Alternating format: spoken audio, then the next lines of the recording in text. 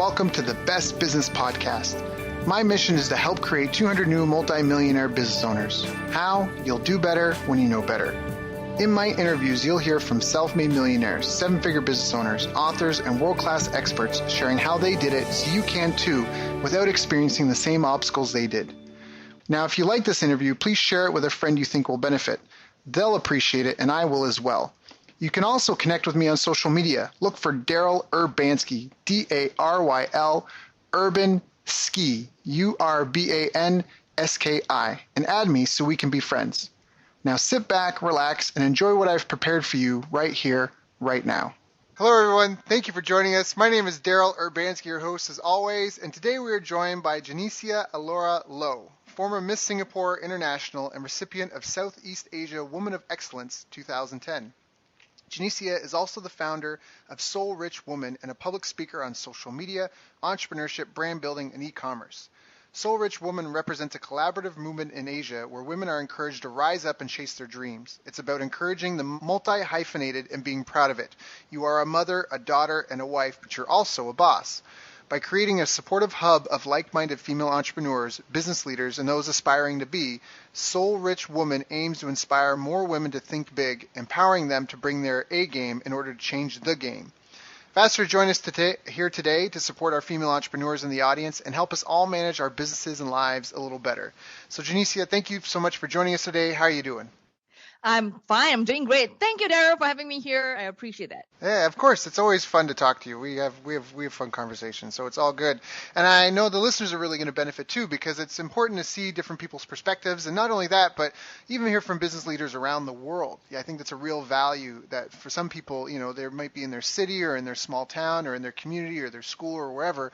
But it's especially even when you're in business, sometimes you can feel like an island, right? Like you're so distant connected. So it's great to be able to bring fresh energy and insight and, again, different perspectives. So, and I also want to acknowledge all the female members of the audience as well. I think we have a lot of guys on the show, and it's not intentional.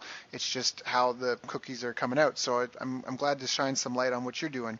So obviously you've accomplished a lot. You've come a long way. You're helping hundreds of women around the world grow their businesses and be more successful.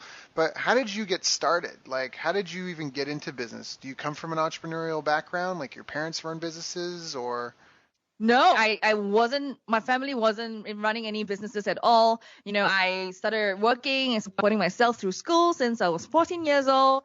And it was because my family had some financial issues. So it was really terrible. Imagine waking up 5 a.m. in the morning to go to school, doing stuff till 1 p.m. And then after that, doing project work. And after project work, about 5 p.m., people will go to the shopping mall, will go chill out, they'll go home. And then I need to go out to work. Because of my background in this teaching and training in the health and wellness industry, I started to realized that entrepreneurial spirit was within me. I wanted to build a community to supply trainers to fitness centers, to community centers, fitness centers, companies. So I started from there. And I had no business experience, honestly, because I'm a medical student. I have no knowledge about business. And throughout the years, I was just feeling my way around, It was eventually when I met my mentor, James Wee. He coached me, he mentored me, and that was when I went into the next level, because he told me that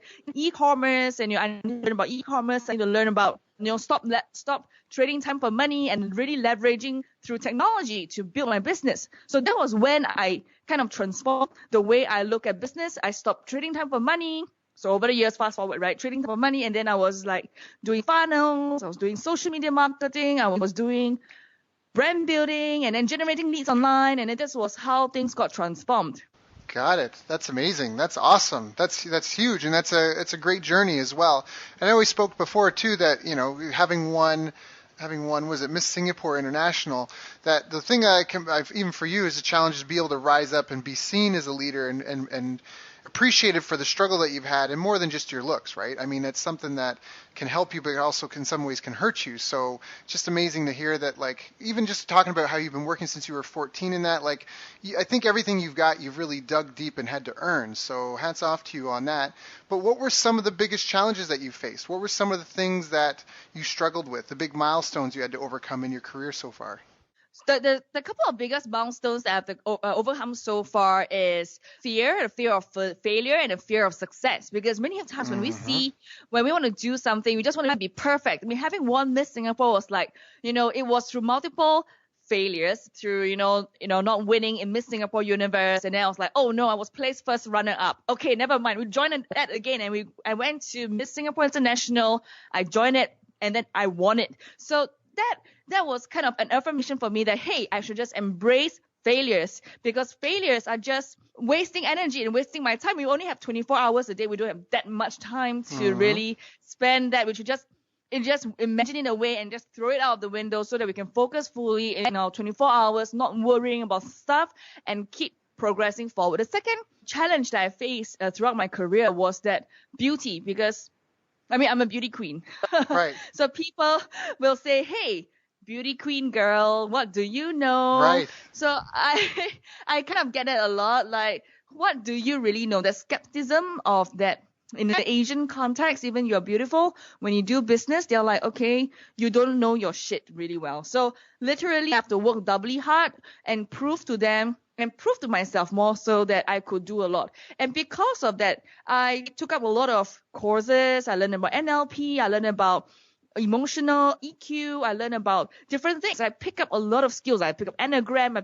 I learned how to do funnels. I learned how to do this and that. So that gave me that drive that is immensely rewarding because of that challenge that came up. So I kind of like to turn challenges into positive energy. So that's what my A game is all about. That's awesome. Yeah, one of my favorite quotes, and a little disclaimer for anyone that has sensitive ears, I'm about to swear, but one of my favorite quotes about success is like pregnancy. Everyone congratulates you, but nobody knows how many times you had to get fucked to achieve it. And that's like a reality of business and life, that you just don't know how many times are you going to fall flat on your face, how many times are you going to stumble, how many times are you going to fall, how many times are you going to get it wrong and upset a client and maybe disappoint people, maybe disappoint yourself, disappoint your family. Like, you put a lot on the line, you know what I mean? And it doesn't disappoint because you're a failure, but things don't always just work out the way you plan. So yeah, hats off to you. There were two nuggets that I picked up. First, there are no victims, only volunteers. So if you don't participate, the only failure is the failure to participate. So if you keep thinking that failures are, stuff that you're so fearful of, that you think that you cannot overcome, hey, if you don't even participate in it, you don't even know that you fail. And because of that, you will probably live your life with regrets. Well said. Very, very true. So for anyone that's listening to this, that they're either just starting out or they're in a spot in their business where they're struggling and they're feeling some overwhelm or frustration, what advice do you have for them? Well, when you're experiencing overwhelm and frustration, go back to the drawing board. Bring out A3 paper, or go back to that big piece of drawing block that you have, and go back to foundations and your basics. What exactly is the key message you're talking about? What is your niche exactly you're looking at? What kind of message you're giving to people? Because selling to everybody, sell to nobody. Speaking to one person, speak to many. So you need to really go back to the drawing board and ask yourself, who are you really targeting?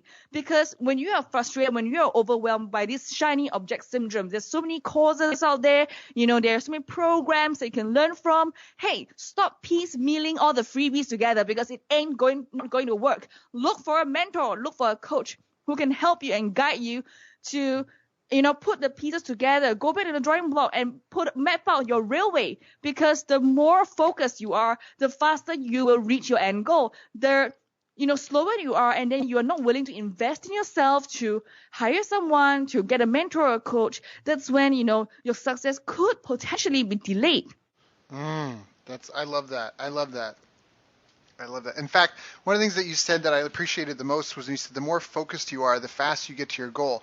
I think that's really real. I think that's a real thing. You can achieve your goal in a week. You can achieve your goal in a month. You can achieve your goal in a year. How many hours are you willing to commit? How much, are you willing to dedicate to the cause, to whatever? And I also love mentioning going back to basics. Fundamentals are fundamental. I really learned that from martial arts, because I did Brazilian Jiu-Jitsu. And in Brazilian Jiu-Jitsu, we'd always want to learn, after you learn kind of the basics, you want to learn all the fancy stuff. You hear about like rubber guard and all these things like octopus guard and turtle, like all these weird things that sound shiny and cool. But when you start doing them and realizing it, they only work on the beginners. these things don't work at every level. And then all of a sudden you find out that the most basic things you learn as a complete newbie are things that can still work at the highest level, where all this fancy stuff, it doesn't really work. The guys at the highest level just shut it down right away. So basics, fundamentals are fundamental for a reason. Fundamentals will work in the beginning, in the middle, and at the end, right? Like, it's just really hard to mess that up. And so, yeah, and mastery is doing, what is it? I forget what it is. Is it virtuosity? Virtuousness is doing the ordinary things extraordinarily well. I think that's what it was. But for me, that formula that really sticks in my mind is to have courage to do the thing that you want to do. Because when you say that people have overwhelm, in their business and their life, it's because they don't have the commitment, and they are not having the commitment to want to overcome it. So my formula is to have courage, and courage equals to action plus doubt. Because doubt is where when you overcome, that's when you can be overcomer, right? Plus commitment equals to courage. So action plus doubt plus commitment gives you courage. Right. And the thing is everybody has doubt. Everybody has doubt. Yeah. But people... And because you overcome it, that precisely you have courage. Mm-hmm. So well said. That's obviously coming from experience. Yeah. What was one of the hardest things that you had to overcome? You already gave us a couple, but where do you think was one of the biggest doubts that you had to overcome for yourself? That I wasn't good enough.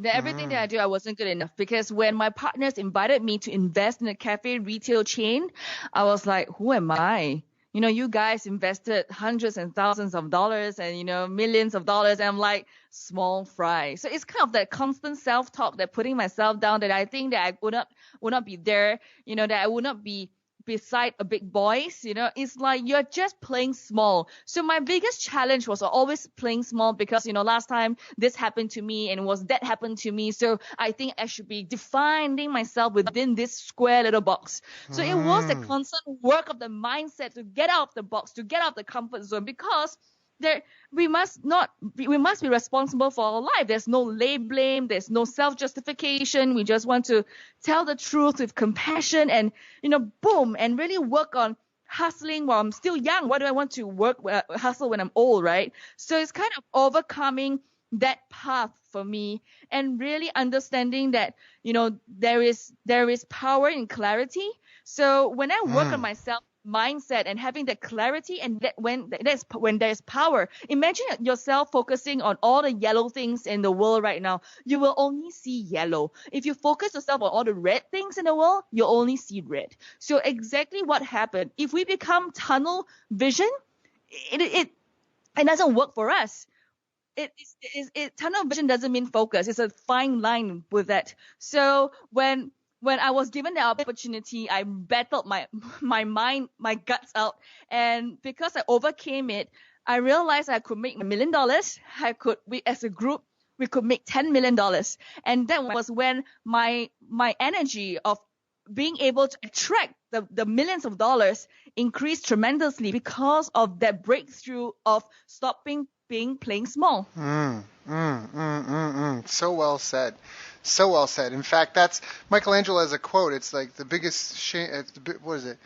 The biggest crime is not that people set goals too high and fail to meet them. It's that people set goals too low and they achieve them.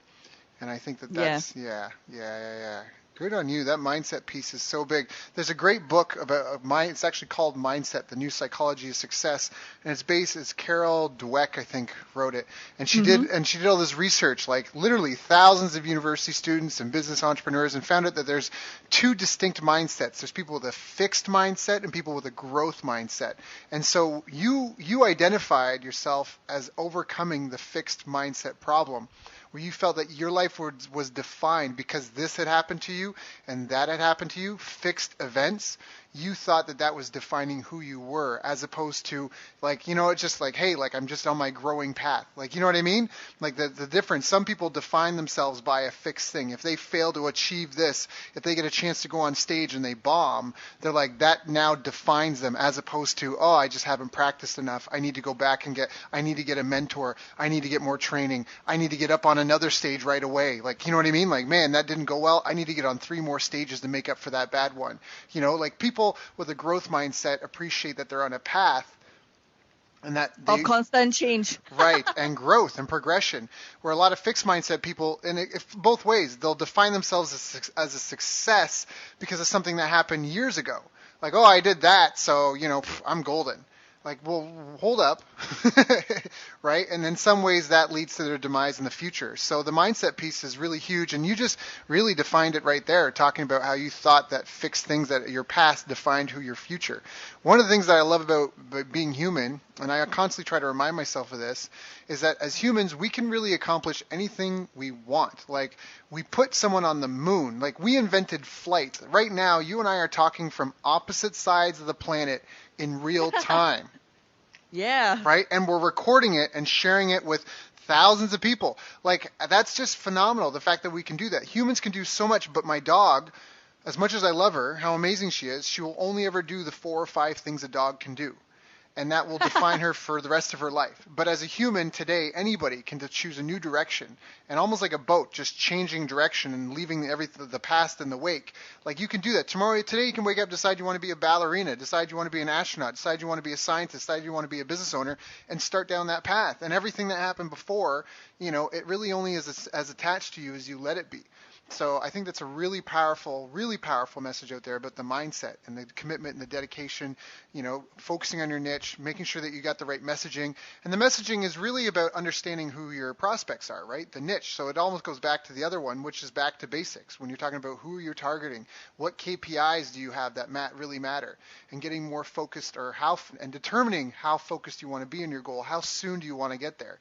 Do you want to take 1 year, 3 years, 7 years? Do you want to get there in 1 year? Do you want to get there in 6 months? Do you want to get there in 3 months? So that's really powerful. Yeah, I agree with that. I keep telling my people, I said, you girls gotta wake up and buck up, because you are using the same resources. Whether is it 3 months or 8 months or 18 months down the road, you will still be spending time and you still be spending your efforts, because to have the results that you want, you need to tune your belief. You need to tune your mindset. You gotta have an attitude of hustle, and you gotta change your behavior to get to the result. So if you are just, kind of stuck and think that, no, Genecia, we can just spend our time and slowly get to the end result and the end goal that we want. Yeah, but think about it. You're still wasting your money. You're still eating and breathing oxygen. You still need to eat. You still need to have your funnels built out. But for 18 months, no results, or 3 months, eventually you get the results. Which path do you want to take? So I always tell them, it's always 6% people and 94% system. You got to leverage on technology, leverage and stop trading time for money, so that you can grow and scale your business. And that's how we grew our businesses. I love that. 6% people, 94% system. That's awesome. Can you define a system for me? Okay, so for us, system is about technology, which is like, for example, your funnels. How do you do for us, it's like cafe, right? We have the online ordering system. How do you do royalty programs? How do you do your, basically all this network, the ecosystem that we've built, the membership site, and then we have the redemption centers, all these bits. They come together. In the 6% of the people basically is your staff, the people, your admin, your VAs. But without all this system, we will take a longer process to go from where we are now to where we want to be. I love that. Yeah, I love that. And systems are so important. It might sound boring, but I'm a bit of a nerd when it comes to systems, because it's so empowering when I have a system in place that can do the work for you, or again, leverage it. Again, technology is a phenomenal thing, and most people take it for granted. Like, a lot of people, even when you talk about like your niche and messaging and who you're targeting, a lot of people go on the internet every day and they search for stuff on Google, and they don't even really realize the power of the tool that they're using. Like, you can go into Google and Google AdWords, for example, and do keyword research.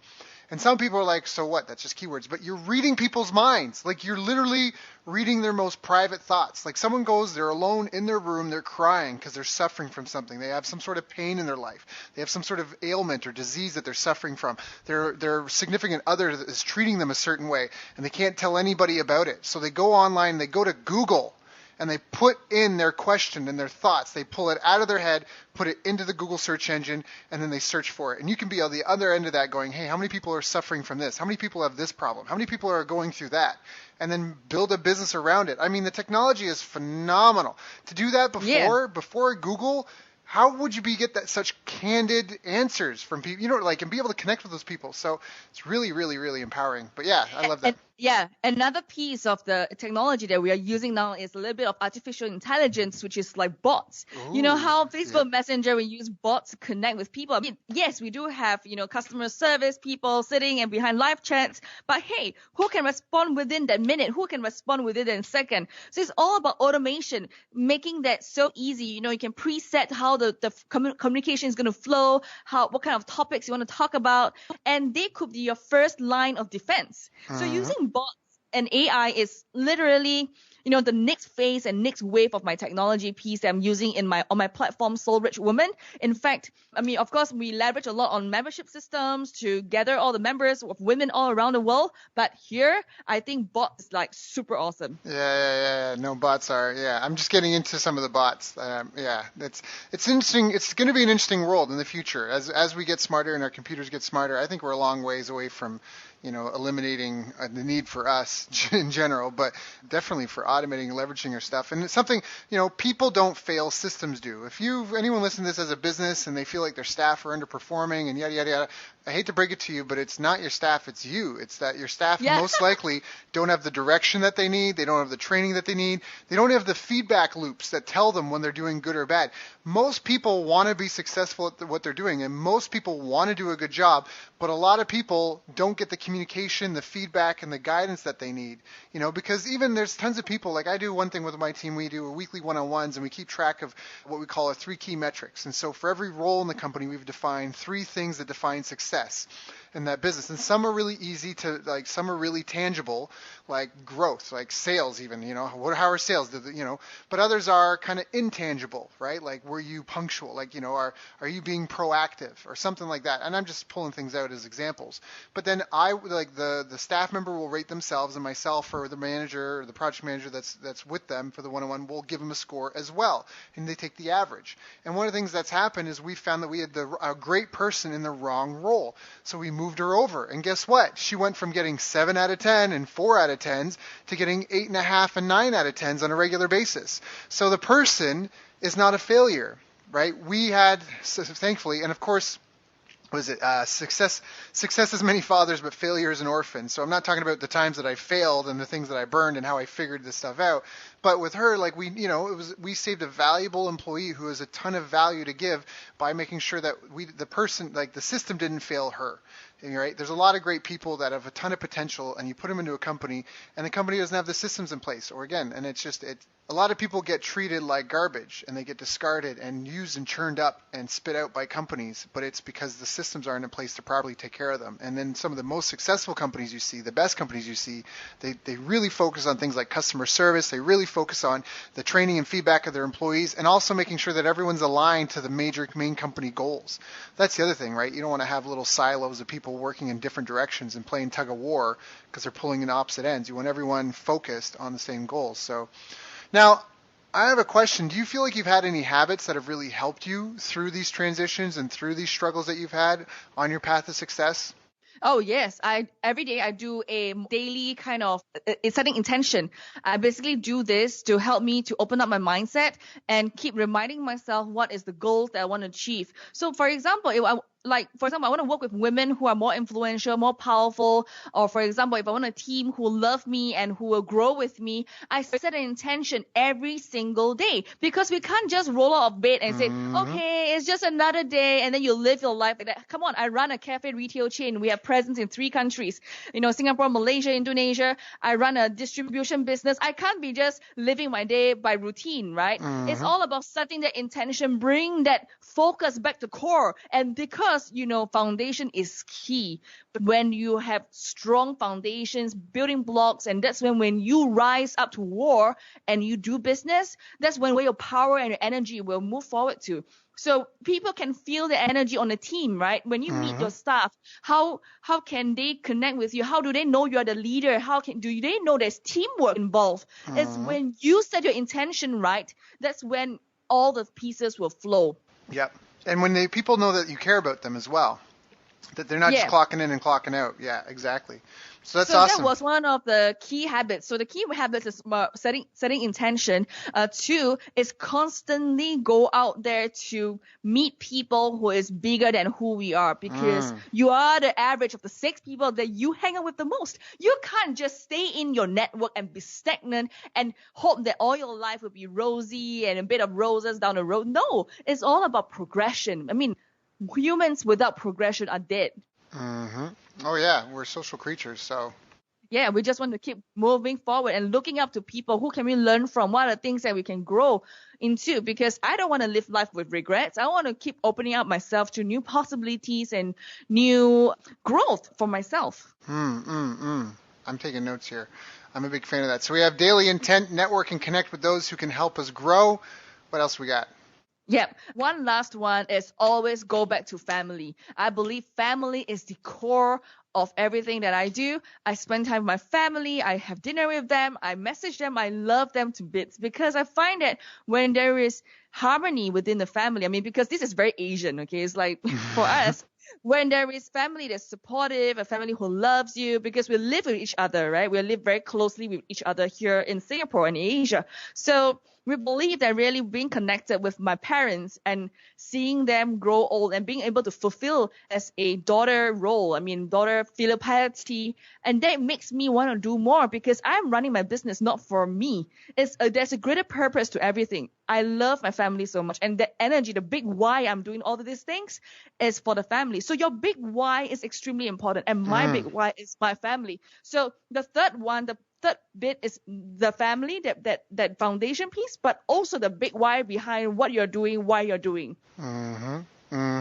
Yeah, I'm a huge fan of that. In fact, it's funny you mention it, and since we're talking about female entrepreneurship, there was a study done about this glass ceiling, at least in America, where men and women might have the same job, but the men would be paid more. And they were doing research into that, and I was reading and it was just an article about the results of the study that they did, and they found that women do often get paid less than men for the same role, the same job. But when the job interview, when they started talking to women that were about to go and like apply for a job or something, and they reminded them like, hey, this isn't just a job for you. Remember, this job is what you're going to use to feed your kids with, to save for their future.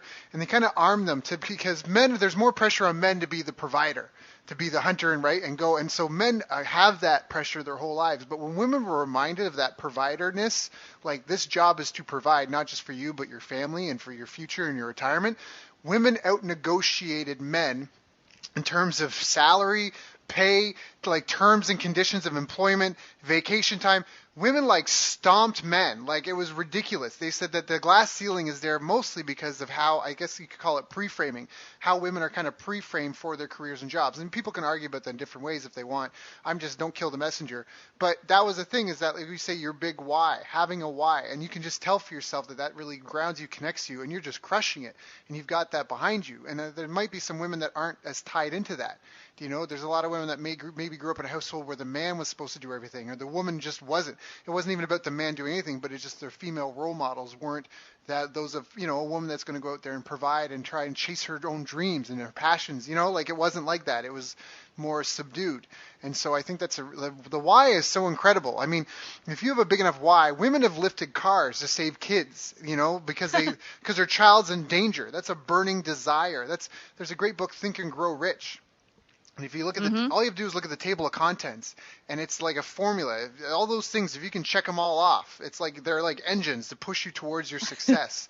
It's not a la carte. It's not like, ooh, I have this one, but no, I'm not into that one. You need all of those, and one of them is a burning desire, because there's so much that gets thrown at you. There's so many ups and downs. If you're just not that interested, like the littlest hurdle is going to stop you in your tracks. So it's a great list. You gave us daily intent, network, and connect with those who can help us grow. Always go back to family, to your roots, which I think is super important.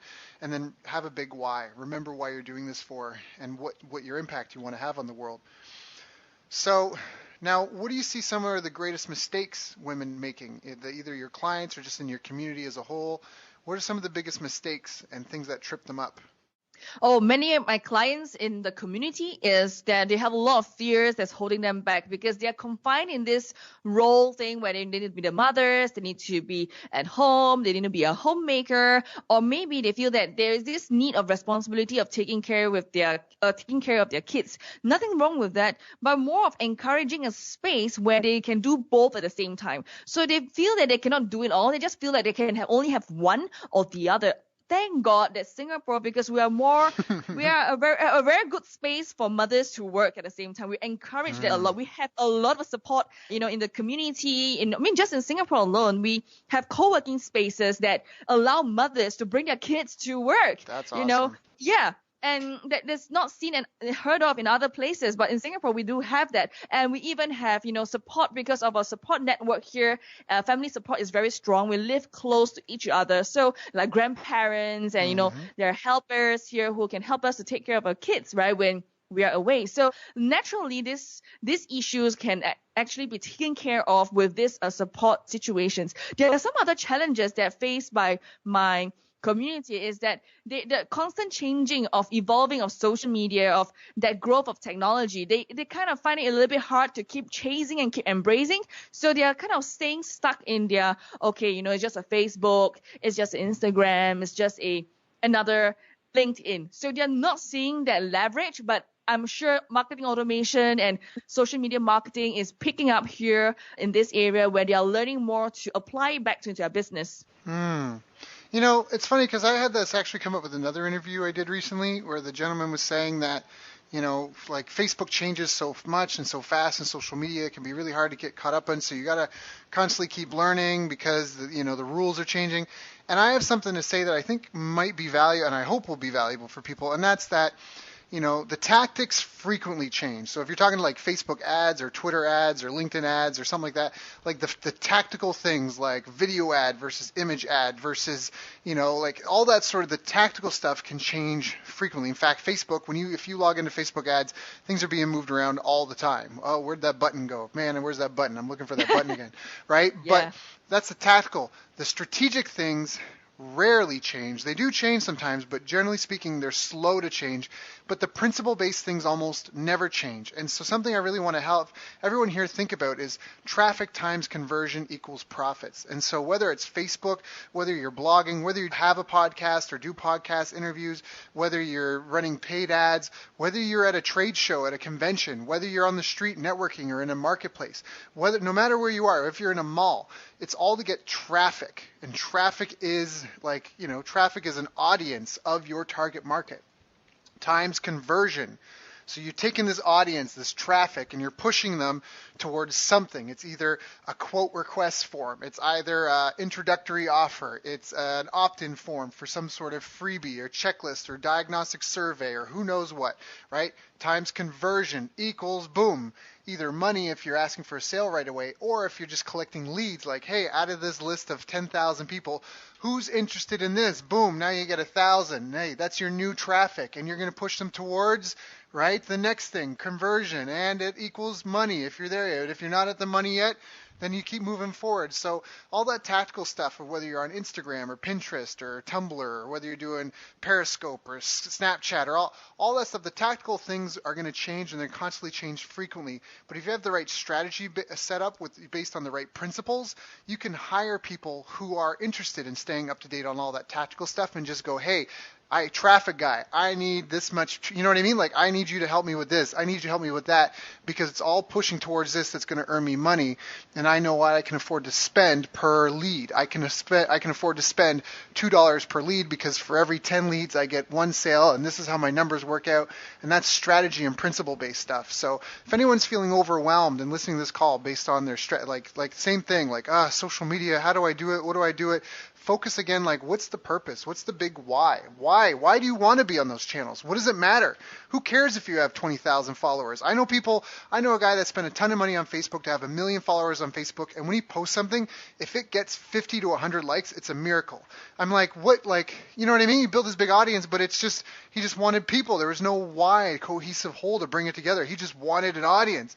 But there's so many different interests. It's not a focused target. It's like nobody cares, you know. It's like you just scoop up a bunch of random people from all over and drop them somewhere, and there's nothing to connect them together. So that's my Yeah, I rant. super agree.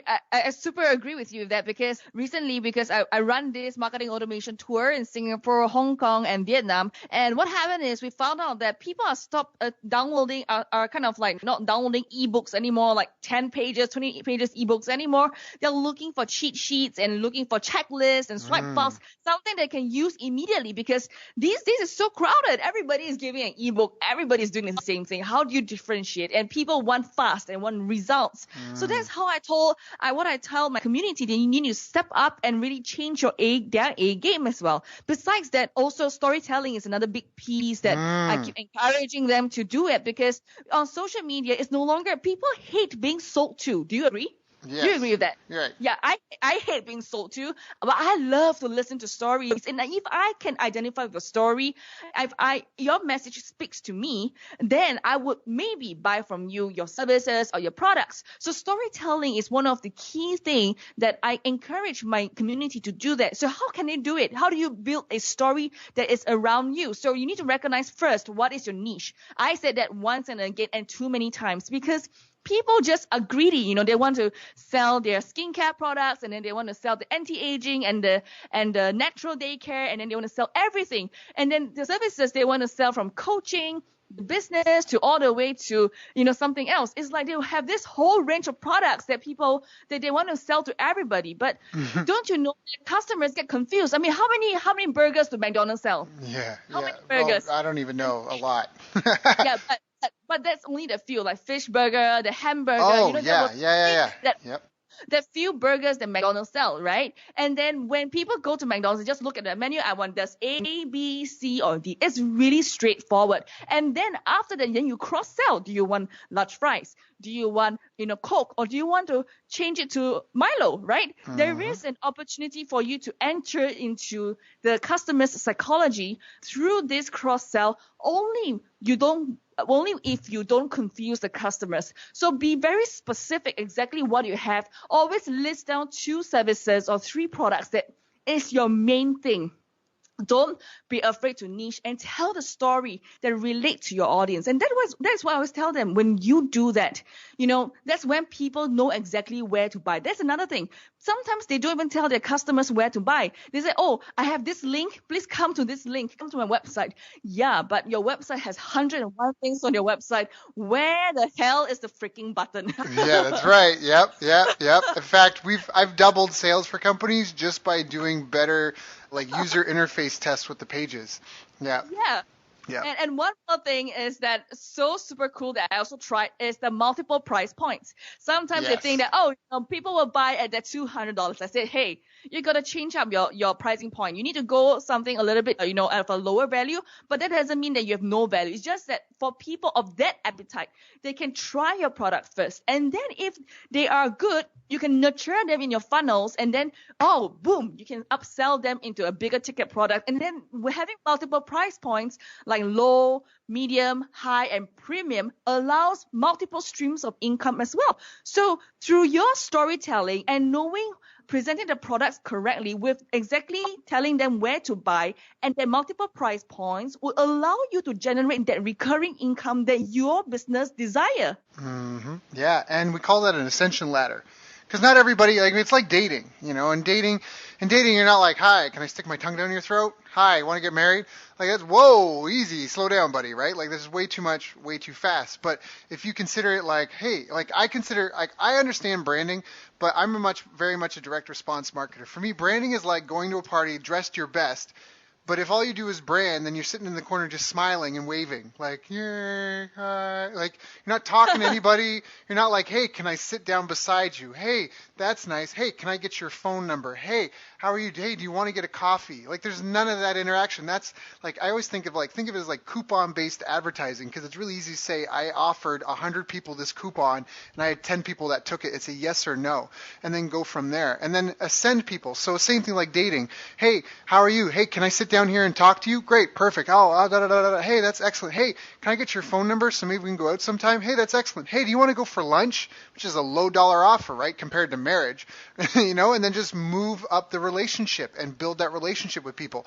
All things considered equal, people want to do business with their friends. All things not so equal, people still prefer to do business with their friends. So try to, oftentimes 90% of sales don't happen on the first touch, the first engagement with someone. So sometimes you can really kill the relationship and hurt people if you're asking to buy, if you're asking people to buy right away. Now, it doesn't mean you can't have things for sale, but it's also how you approach it. You can try to, you said people hate being sold, but people love to buy things. People love to buy things, but they hate to be sold. I mean, it's that whole, even if I'm already doing something and you tell me I should do it, I'm going to stop doing it because I don't want you to tell me what to do. It's that mentality. But if it's like, hey, have you heard about this? It's kind of neat, and check this out. And one of the keys is ask people to try, not to buy. Hey, just try it out. Just try it out. Just try it out. If you don't like it, you got 30 days, but just try it as opposed to buy, because it's such a confrontation, commitment, I don't know. I just find that works a lot better. And again, it's more relationship focused. So this is great. Great stuff. Yeah. I agree with the relationship thing. Even when we run our cafes here in Singapore, Malaysia, and Indonesia, I mean, the way we sell also at multiple price points, we reach out to them. Like, for example, buy a cup of coffee. If you want, you try our meal, our set meal. And then if you really love it, you can go for the bigger ticket item. And on the ground, we do have a manager who goes around and, kind of talk to people and make people feel at home. And because there's this familiarity, people keep coming back and keep coming back and keep coming back.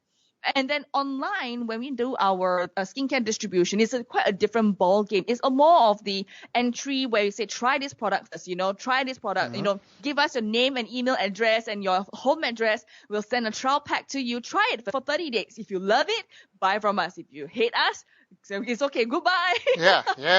Yep. So it's kind of interesting experience for me to run both sides. One is a brick and mortar business, and then one is an online business, online kind of distribution business. So it's kind of interesting, how do you, like you said, the tactics are pretty much different, but the strategy wise, you need to think through where the flow is and how do you bring the customers in without being pushy or without being salesy, and yet because they love to buy it. Exactly. And actually a really great tip for anyone that is in an offline brick and mortar business. Oftentimes you can test your marketing online really quickly before you go spend all that money on the magazine ad or the billboard ad or all that other stuff. Test it online first, make sure it works, make sure it turns into dollars in sales, then go spend, because offline marketing is expensive.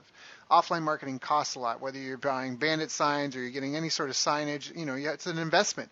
You're putting things up, you're getting a vehicle wrap done for your car, all that sort of stuff. Are you just guessing and then putting it on there? Are you just doing what looks pretty and appeals to the owner and their ego? Or are you doing something that's actually getting results? Well, find out. Get your messaging right online first. For $50, $20, $100, you can validate stuff on Facebook. I know guys that do that with their books. They put, before they choose the title of their book and a cover for launch, they'll set up some landing pages and they'll set up some ads on Facebook and they'll test different covers and different titles and they'll see which one gets the most pre-orders, and they refund all the people that that for the book that doesn't exist, or they email and go, hey, we actually decided to go with this name, this title, are you still interested? And then go that way. And then now they have something that's proven as opposed to just stroking their ego and having, because that's what Madison Avenue and a lot of the advertising you see done for big corporate companies, it's not for the customers. It's for the shareholders and the CEOs that want to sit around and feel proud about bragging how great their company for. It's not marketing designed to drive sales. If it were, it would be totally different, and it would be a lot more like some of the best online marketing you see and all the old school direct mail marketers that they were, and even phone sales, outbound phone sales. That's all stuff that's tied to results. So it's a great tip for anyone that's doing online or has an offline business. If they feel like all this online stuff doesn't apply to them, it does. You can still build a community. You can still have a Facebook group and a Facebook page for people based around your business, all that sort of stuff, and build a way for people to connect with each other. And that's another way, like And you what say. Yeah, go ahead. Yeah, besides community, one of the other success that we had with our retail business was that people like to see change in terms of the menu. So you could have the same menu for the longest period of time, but you do need to change up some of the things. So, like for example, like January or February is Valentine's Day. You have the Valentine's menu. You kind of like have to keep adding and tweaking your menu every 6 months to a year. Otherwise, people will get bored, like a supplementary menu. Second thing is running a promotions every 3 months, because people get bored and they forget about you sometimes. So you got to reconnect and reconnect. One of the big P's that we see in my businesses, whether offline or online, is retargeting. It's about re-engagement and retargeting. So retargeting is more of the online part where we're a distribution of our business where people sign up for trial packages and trial packs and then they don't buy. So how do we retarget them? Which is to upload them into custom audience on Facebook, and then we retarget them through the ads. So that worked wonders for us. Another success that we had was re-engagement with our audience through our cafe business, because we have an online ordering platform. So what happened is people can just log in with their Facebook and we capture all their details, and then if they don't buy from us for maybe 2 weeks or maybe 3 weeks, we will send them a push notification, or we'll send them an email or something to make sure that we re-engage the audience or push them a promotion to get them to keep coming back. You see, when we want to do business, it's about recurring income. If you're just doing business for the one-off income, please don't do a business. Go and do a hobby, okay? Yeah. So well said. Yeah. It's all about building. It's about lifetime relationships with your customers to be their go-to person for blank for their life. Yeah. So retargeting and re-engagement is a huge piece for getting the recurring business. It's prolonging the lifetime value of a customer. How many times does a customer buy from you? Do you track that? How much do they buy from you in a lifetime value? Do they buy, $500 worth of products, or do they buy $300 worth of products? All these things are metrics that you need to track in your businesses, both offline and online. Yep. Yeah. So well said. So what do you feel, and even before we go, one of the things I just want to point out is when you talk about re-engaging with people, so the tactics for that, you talked about remarketing was a tactic, but the idea, the strategy, the principle of staying engaged with people, like someone showed interest as a lead and then fell off, let's do something else for them. That's a principle and a strategy that's not going to change for a while. Now the tactic, how do you remarket? Can you upload? I know Google AdWords, I think last year, now you can upload custom audiences to Google too. Like the tactic stuff changes. But again, if as a business owner, if you stay focused on what you're trying to accomplish and why you're trying to accomplish it, you can find out all that other stuff with Google, with some help, with hiring people that have the expertise and the tactical level. So anyways, I just wanted to point that out because I thought it was a great example. But my next question for you is, what do you see as the future? What do you see as the future of online marketing? What do you see as the future of even for entrepreneurship for people? Well, I think First of all, wealth is a habit. To create wealth in your business, to create online marketing in your business is a habit. It's an everyday thing. It's not, you learn today, things are moving so fast. You learn today and then you hope that things don't change tomorrow, but every day things are changing. So first, you need to embrace change. For the future economy that's happening right now, all entrepreneurs think you need to look into businesses where, it's no longer just 5 years. It will transform, or what we call revolutionize the world, 5 years or 10 years. It's no longer that. Nowadays it's 3 months, 6 months, or even shorter. So for us entrepreneurs, we must stay current with the trends. We don't get caught up with the shiny object syndrome, but more of the strategy. How can you constantly refine your messaging? I mean, come on, live streaming is the thing right now. It's in right now. And I used to run webinars, but my webinar registrations, kind of dropped over time. Yeah, gone. And my live streaming, I've done almost 1,000 episodes of live streaming, and I tell you, results are tremendous. Even though you think that people are not watching, but people are watching, people are following you. And if you think that you still want to stay in your dinosaur mentality, then your business will be a dinosaur and we will be outdated. So leveraging on technology, constantly learning is one thing. Also looking at building a community, because these days it's no longer just about, sending email marketing, sending out emails. No. Nowadays it's all about behavioral marketing, learning what clicks, where do they go, what where are they reading in the emails and talking to them specifically to the area that they're interested in. Because when you are able to engage them at that area at the moment in time, that's when they feel that you are interested, because be interested, then be interesting. Yes, I've heard that before. That's a great, be interested, then be interesting. Right, Yeah. right. Yeah, I like that. Oh, I'm writing that down. Interesting. I've got so many notes. Again, I always say this on my calls. I hope people have pen and paper and are taking notes, because this is a good one. You may want to go back and listen to it again. There's a lot being said, a lot going on, a lot of great value bombs being dropped. And I really think that this is a call that if you listen to a couple of times, you'll probably pull new things out that you missed every time. I mean, we've covered, just looking at my whiteboard here, we've covered a ton of great stuff. I'm loving this. I think I missed out one more point, which is building the community, because now that everybody is out there, blasting and having landing pages and running ads, building a community is key to your success right now. So I do have a community of about 8,000 women in my group, and nobody can take the authority away from you. In fact, it's because of your community, this social media strategy called creation and community, because when you add value to people want to talk to you. And because of this creation of value through your community, you could leverage on this community to bring people into the community. People want to talk to your community, and even though they try to maybe undercut you to a certain extent, like using old practices, they won't be able to do that. You know why? Because the community trusts you as an authority. You are the authority, and you have that niche, and you're able to provide the kind of value that people want. They could learn from a lot of people, no doubt, but having a community will strengthen your stand as the expert in your niche. Mm-hmm. Right, because again, people get to know, like, and trust you, so they know what you're about, and they just know. It almost makes it easier for them to make decisions because they've vetted you and they've seen you over time. And to me, that's what a brand is. For me, branding is a relationship. For me, the word brand and relationship is synonymous. It's the same thing. So for me, branding is not how good is my logo, how pretty are the colors.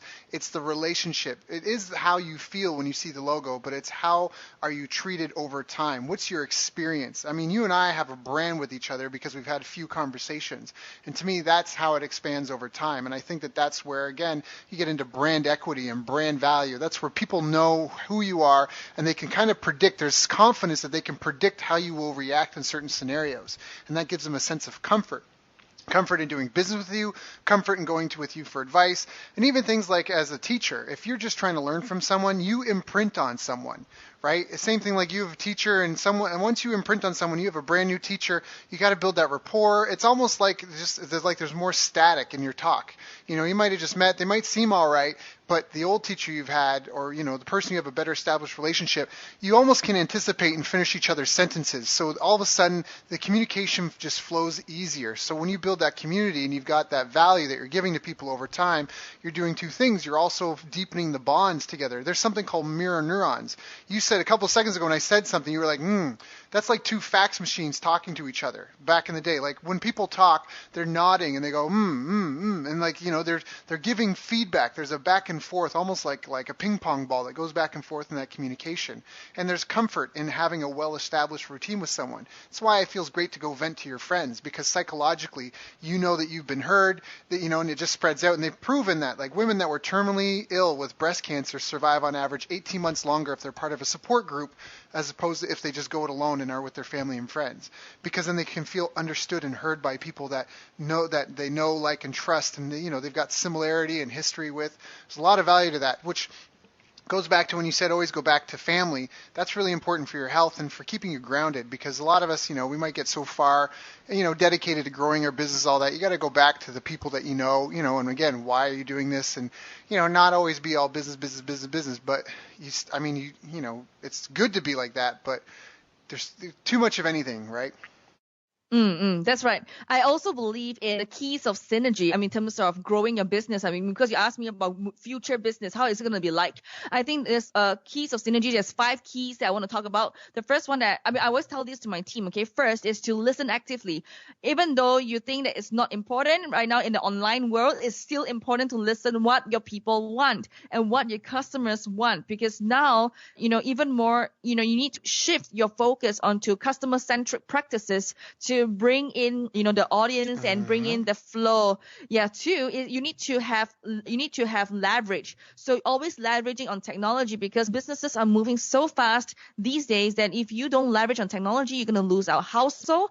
Because like, for example, I mean, you're using bots now. We used to use yellow pages and start calling people, hey, do you want to buy our stuff? But right now we are selling all the way through into their messenger inbox on Facebook. But that will not be possible if without technology, and you need to leverage on that so that you can be more effective, more efficient, and more productive in terms of your business. The third one is to be flexible and speak up. Now, when you do your social media marketing, you must be not afraid to speak up. If you choose to be hidden underground, under the blankets, then forever you'll be gone, because this is a crowded marketplace. The more you shout out, the more you speak up, the more you stand out, the more you will be seen.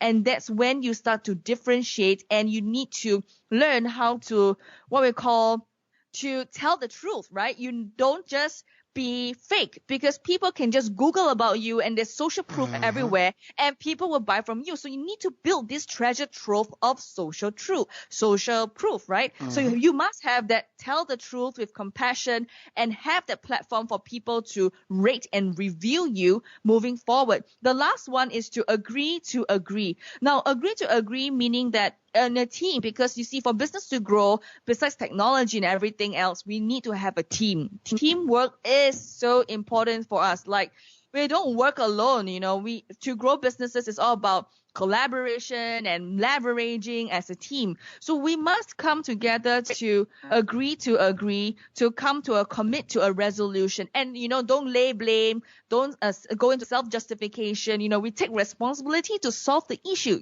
instead of, hey, it's all your fault. No, we come together, we look for an inspiration, motivation, and knowledge for growth to increase sales, attract more clients, sell high-ticket coaching programs, retreats, and maximize your profits.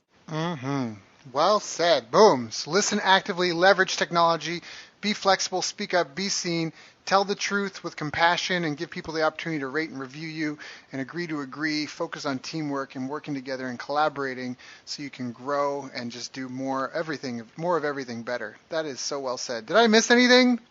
No, it's awesome. You wrote down everything. Wow. So, right. Well, I'm a writer-downer. These interviews are as much for me as they are for all the other people, right? So, obviously, you're way more than just a pretty face, and so it's just been a lot of value to be able to have you share a lot of this with me. If anybody else is resonating, or if anybody else listening to this call is resonating with you and they want to follow up, how do they get in touch? How do they reach out to you? How do they join your community? How do they get involved?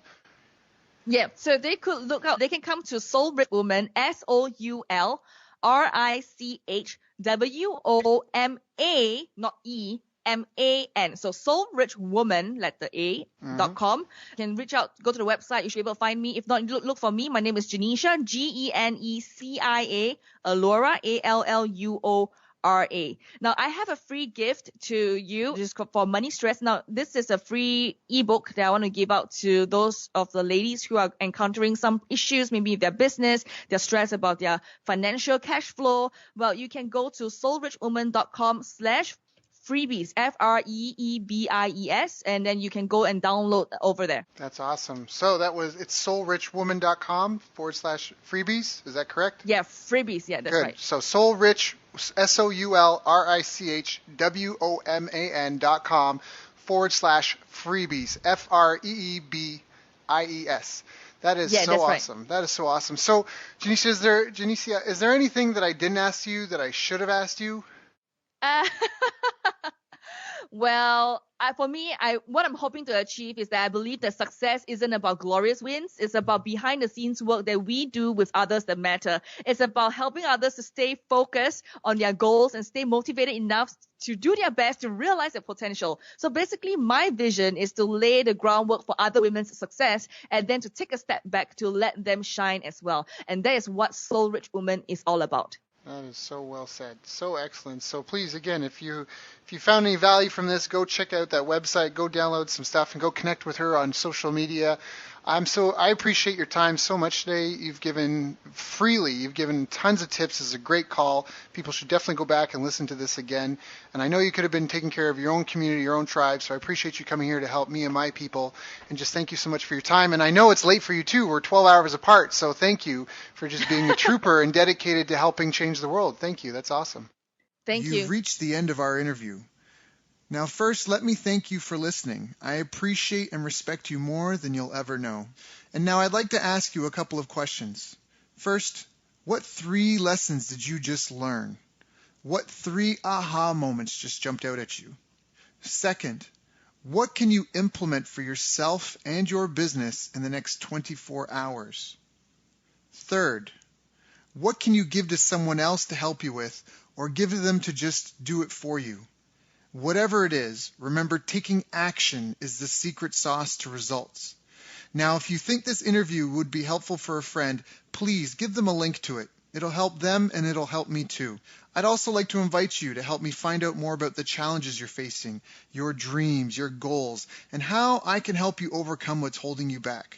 We both do better when we know better, and your success is my success. So please reach out and interact. You can visit our website, bestbusinesscoach.ca for Canada or California, where I'm from and where I'm living.